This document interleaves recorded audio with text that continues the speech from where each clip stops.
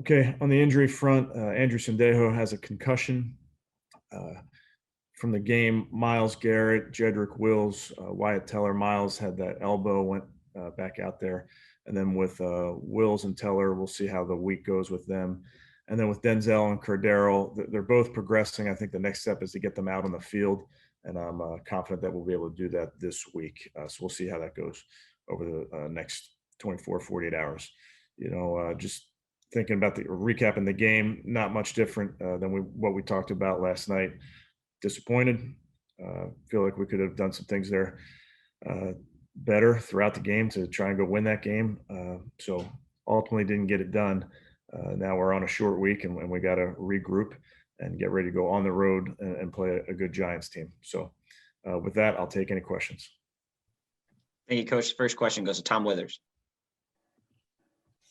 Thanks, Rob. Thanks, Kevin. A strong echo last night after the game from you and the guys was that there was a lot to clean up.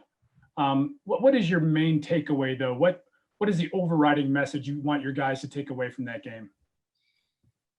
Didn't do enough to win, I'd say. And you got to look. I think if what we've done this year after wins and losses is looked at the tape, identified things, corrected them, and moved on and owned them. So I think the coaches will make sure the guys get the corrections. And I think that to the players' credit, they take coaching. They get it. They get that we have to get better. And certainly there's room for improvement across the board, and myself included. Kevin, do you look at it all as kind of a necessary growing pain as a team that's got to learn how to finish, like you said, like that needs to learn how to make those plays down the stretch of games? I don't look at it as necessary. No. But you're right. I mean, there's plays that have to be made. If you're going to try and go win a game versus a good football team, you're going to have to go make a few plays. I could help with better calls, all of that. We all have to be a little bit better. Thanks. Thank you, Tom. Daryl Ryder is next. Hey, Coach, you guys have had a lot of mitigating circumstances on the defensive side of the ball this year. And I understand you're a no excuses guy, bottom line business. But when you look, with what Joe Woods has been able to do, and you look what happened in games like last night and in some of these other games where a lot of yards, a lot of points, fourth down conversions, things like that, are you able to identify anything that you guys can do to shore up that side of the ball until you can get some of your important guys back? Yeah, Daryl, our standard doesn't change regardless of who's in there. Last night we, again, just didn't get it done. There's a few plays that I know I've seen our guys make before. We didn't make them last night. Their guys made plays, but I wouldn't overstate who's in there and who's not in there. We just got to make sure that we do our job regardless of who's in there. And I know you love answering questions about Greedy Williams, but he revealed that he has the nerve problem in the shoulder. Is it fair to say that we're just not going to be able to see him this year? I don't think it's fair to say that. No, I mean, he's doing everything he can, and we'll see how it plays out. But it's really a day-to-day thing. And what I appreciate about Greedy is he's in here working very, very hard. But we haven't, I don't think that we're saying he's not coming back, because I don't think that's been the case yet. Okay, thanks. Thanks, Daryl. Next question to Mary Kay Cabot. Yeah, Coach, have you seen Baker's confidence, grow, a ton each week? I mean, do you see things every single week that make you say, wow, he's really, really getting this? And how much do you appreciate the heart, the swagger, the drive that he's playing with right now? Yeah, I mean, Baker is obviously, I think playing at a high level. He doesn't lack for confidence, and I say that in a good way. That's who he's always been, which is great. I think what you're seeing is the comfort level is certainly growing, and that's also goes back to all the work he puts into this. He's a get in early, stay late type of player, grinds on it, gets extra work out on the practice field. So I think you're just seeing all the fruits of his labor. Thank you. Thanks, Mary Kay. Tony Grossi, you're up. Hey, Kevin, I understand the phrase scoring too quickly is kind of counterintuitive to an offensive play caller. But does the throw in the heat of that moment, does it cross your mind? And could you have press the brakes a little bit on that last touchdown drive in retrospect, or is it just too much to ask? I think it's a fair question, Tony. I think, when we called that play, I wasn't thinking a hitch to the running back was going to score. To Right. Kareem's credit, it was an unbelievable individual effort. So yeah, I'd love to score with 1 second left on the clock. That's a very, very fine line. So I'd really just tell you that was a incredible play by Kareem. And the Cody Parkey, I was able to see the TV coverage of the game, and his eyes looked a little foggy. A couple kicks. Any concern there with his history? I didn't see that in his eyes, Tony. He missed a couple kicks. He came back and made one. We're counting on him. He knows that. Okay, thanks. Thank you, Tony. We'll go to Jake Trotter. Yeah, Kevin, how do you feel about the competitiveness of your team? Early on in the season, you were in a couple non-competitive games against good teams. That could have gone that way when you fell behind 34-20 last night. But to bounce back and the way your team has competed the last couple of months going into the final couple of weeks of the season, how do you feel about that right now? Yeah, Jake, I think our guys understand that we're always going to compete. And that's something that we've really built our foundation on. We've been behind in a bunch of ball games this year. I don't know if we've been behind 2 scores and come back to take the lead, but the guys have always been that way on the sideline, in the locker room at halftime. So they understand that it's a 60-minute game, sometimes more, and they'll push through. And really just the main focus last night was just find a way to win. And ultimately we came short. Thank you, Jake. Steve Dorshik is next. Coach, from the standpoint that you gained more yards against Baltimore than anybody else this year and scored more points than anybody but Kansas City, or vice versa, I forget which, but you had a ton of offense last night. Respecting that there are things you need to clean up, something's got to be going really well for those stats to have come down last night. What's going right with this offense that things have come together to this extent? Yeah, I think when we play clean, Steve, I think operationally, when we get in and out of the huddle, line up and go, we got a chance to be a good offense. And we had we stubbed our toe a few times there. And again, credit to Baltimore. I don't want to make it seem like I'm not giving them credit. They did a great job, but I just felt there were a few times where we got in our own way. And that's really not us. We got to play a clean game for 60 minutes.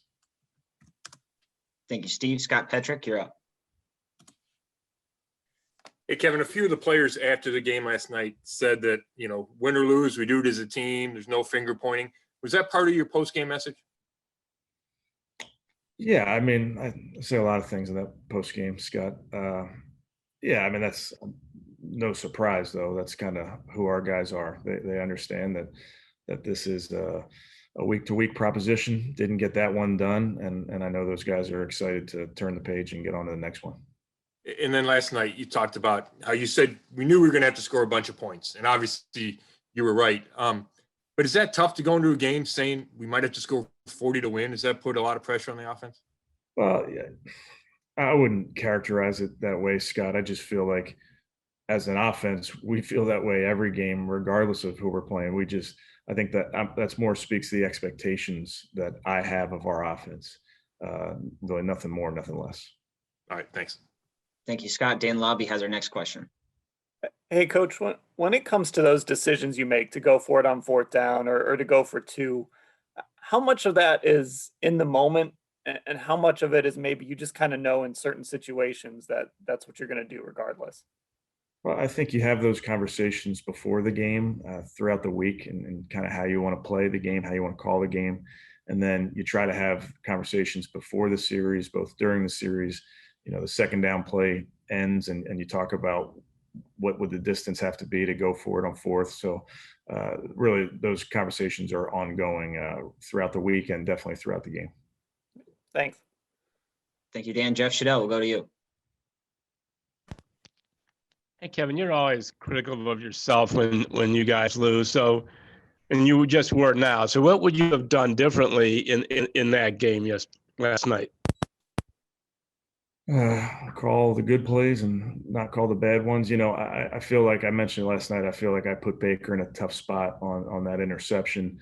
Uh, he can be better there. There's some things we can clean up, but I didn't like the spot I put him in on that. And there's always calls that I didn't put our guys in position to succeed. Thank you, Jeff. We'll go to Nate Ulrich. Hey, Kevin. So, I know last night you talked about Baker battling after that interception. What were some of the things you liked best about the way he responded and, the way that you guys were able to rally after that moment? Yeah, I think, Nate, you have a real disappointing play there. They get the ball in the 1, they score, and it's very easy to feel that momentum and feel the energy, get taken from you. And I didn't get that sense from him or the guys on the sideline. I just think they automatically knew what the task at hand was. They knew what was required. So I saw some resolve from them in that regard. And an interception counts as an interception no matter what, but it seems like you're saying that this is, a different interception than maybe some of the ones that Baker was throwing earlier in the season. Is that kind of fair to say that, there is, something that you're not necessarily pinning it all on him? No, I think with interceptions and that's how we coach the position, they're not all created equal. Some are tip balls, some are bad reads, all those type of things. So I think you learn from every single one of them. Certainly, we're learning from that one, and pointing the finger at myself, what I could do better in that regard. Thank you, Nate. Back to Mary Kay Cabot. Yeah, I know Baker gets a ton of the credit for a comeback like that, but it just seems like you guys are just getting some amazing receptions from, from all of your guys. But in particular, can you even maybe address a guy like Donovan PeoplesJones, who's kind of really grown up fast this season and made some amazing contributions for you? Yeah, Mary Kay, I think that's gives me an opportunity just to talk about that rookie class, to see Jed out there and Harrison Bryant getting a bunch of reps, and then Donovan, coming up big when we needed him to. I think that's a great testament to how hard that kid works. He's in the right place at the right time. He's making plays on the ball. And we needed him. We needed those plays. So we're very pleased with his development and those guys in general. They're all getting better. It's not perfect, but they're all getting better. Thank you. Thank you, Mary Kay. Our next question goes to Marla Ridenour. Yeah, Coach, I don't think I missed it at the beginning, but that's not out of the realm considering what time I went to bed. You didn't say anything about Hooper in your intro. Is he day to day, or what would you call him? Yeah, Marla, I did not mention Hoop. I'm hopeful that we'll have him back. We'll see how we'll get to tomorrow, but I'm feeling good about it. And just, some of the guys talked about, how this could play out going forward, that you need to learn being games like this, if you do make the playoffs, and learn how, maybe the focus required. Do you think they got that out of this, or will they? I think we've played in a bunch of close games this year. Obviously, that game was close. Didn't get it done at the end, but there are so many situations that come up throughout the game where we really have to be thinking as a team and being on point as a team. So certainly the ones that we fell short this week, I would hope that we're better the next time we're in that situation. Thank you. Thank you, Marla. Back to Tony Grossi. Kevin, it's no surprise the Ravens defensive backs are a great bunch, and they were very physical. And it seemed like for the first 3 quarters, they did a job on your receivers. Your best plays were, interference penalties. Did you make an adjustment to free them up? They were playing a lot of man for much of that game, but it seemed the fourth quarter they got into zone. Did you do something to cause that? Yeah, yes. They were playing man. They were challenging our guys. So we did make a few adjustments. They also had a few injuries in the back end as well as the game wore on. So, it's just trying to be aware of all of that and understand when you're throwing the ball, who you're trying to attack, what coverages you're trying to attack. But those are the type of things, throughout the course of a game, you're constantly tinkering with it, trying to find the right combination. Okay, thanks. Thank you, Tony. We'll take three more. Scott Petrick, Jake Trotter, Nate Ulrich. Scott, go ahead. Kevin, Mary Kay asked you about Baker's confidence, but when he's stringing performances like he has, what does that do for the confidence of the play caller and his teammates? Yeah, I mean, you want the trigger man to be playing, freely and with confidence, and I see that with Baker, and he understands he's got to, got to do it again this week. It's just, these challenges keep coming at you. So I would just go back to my confidence in all of our players comes from the work that they put in during the week, and Baker's no exception to that. And I want to ask you real quick, the penalties kind of upticked the last couple of weeks. Have you noticed any kind of common link, and what can you do to send them back down? Yeah, the ones that I really concern myself with would be the pre-snap penalties. That those are easily correctable and shouldn't happen. Some of the other ones are unfortunate. Thanks. Thank you, Scott. Jake Trotter is next. Yeah, Kevin, I know you keep saying, no moral victories, but is there anything your team, especially playing so many young guys, can take away from last night, confidence-wise? Can I say no moral victories again? Are you allowing me to do that? You can say it. I mean, you can say whatever. Yeah, I mean, like we just talked about Donovan and Jedrick and Harrison. I'm pleased with how those guys are developing, but they got to continue to get better. Thanks, Jake. Final question to Nate Ulrich. Hey, Kevin, with Sendejo having a concussion in a short week, as you mentioned, does it have to be red wine at free safety, or is Tedrick Thompson a candidate, or is it just too soon to ask that of him? We'll work through that, Nate. Those are conversations we're having right now. I think everything's on the table in that regard. So Tedrick could play a significant role this soon for you guys? Yeah, good.